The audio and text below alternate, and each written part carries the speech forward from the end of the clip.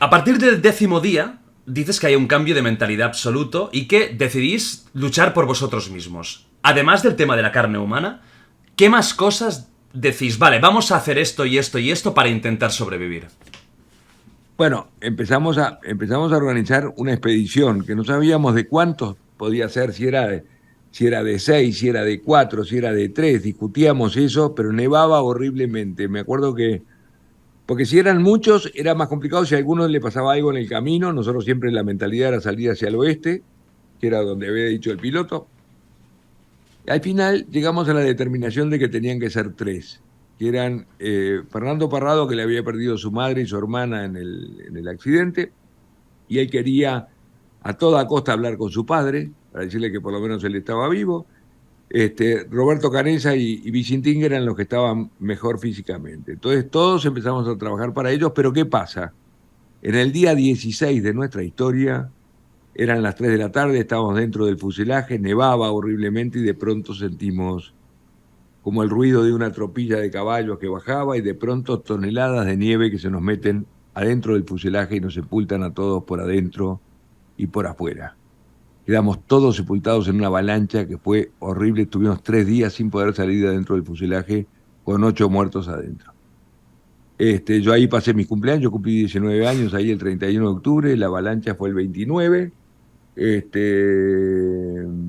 Y el 1 de noviembre recién pudimos salir de adentro del fuselaje por la cabina y lo único que yo quería era saludar a mi padre, porque era su cumpleaños. O sea que simbólicamente vos me decís qué sentido tenía y el sentido que tenía era un símbolo y mi padre siempre estuvo en los cumpleaños y bueno, y siempre al final de la charla después me doy cuenta de que mi padre estaba al pendiente en esta historia. Fue el único que mantuvo la esperanza de encontrar a alguien con vida. Y bueno, y en realidad el sentido que tenía es que las cosas empezaron a encajar como si fuera un rompecabezas y empezó a tener un sentido real y concreto. ¿El alud, desde que escucháis el ruido hasta que os llega, es casi instantáneo?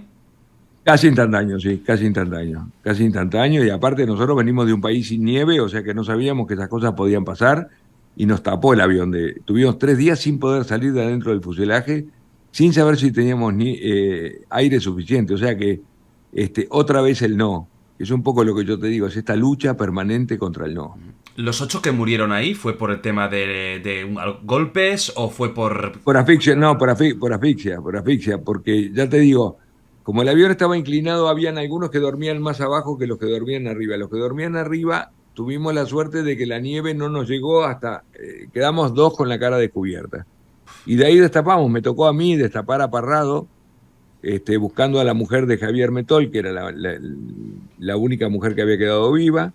Que yo siempre digo que es esa interacción, fíjate que el hecho que yo lo destape a Parrado es lo que permite que después Parrado nos saque a todos de la historia.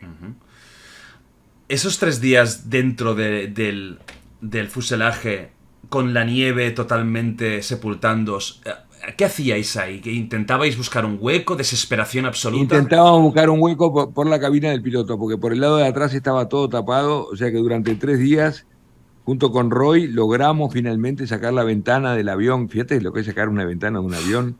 Fue un trabajo de bestias, digo, de bestias. Pero al final lo logramos y salimos el 1 de noviembre al techo del avión. Me acuerdo que era un día espléndido, pero como te digo, mi único objetivo era saludar a mi padre, a transmitirle su feliz cumpleaños.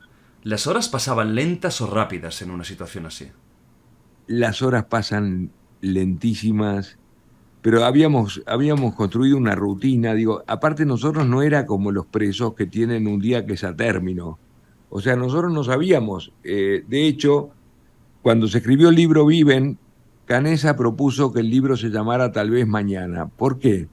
Porque nosotros trabajábamos mucho en el día de hoy para que sucediera algo en el día de mañana. Y a mí me parecía súper acertado. Después la editorial decidió que el libro tenía que llamarse Viven o Alive.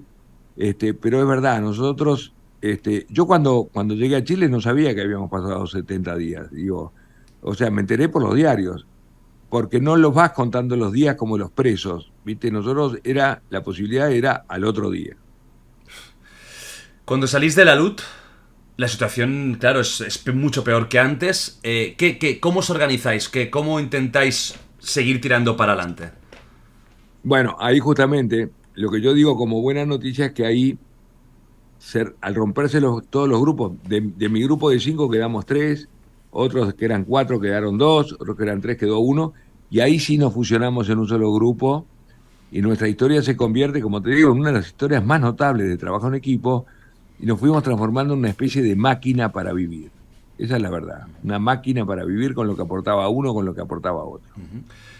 ¿Cómo os organizabais entonces? ¿Qué te tocaba a ti, por ejemplo? Una vez ya estáis enfocados, ha pasado la luz, ¿cuál era tu función? Bueno, mi trabajo, que es más, tenía hasta un título, porque fuimos muy respetuosos de los roles.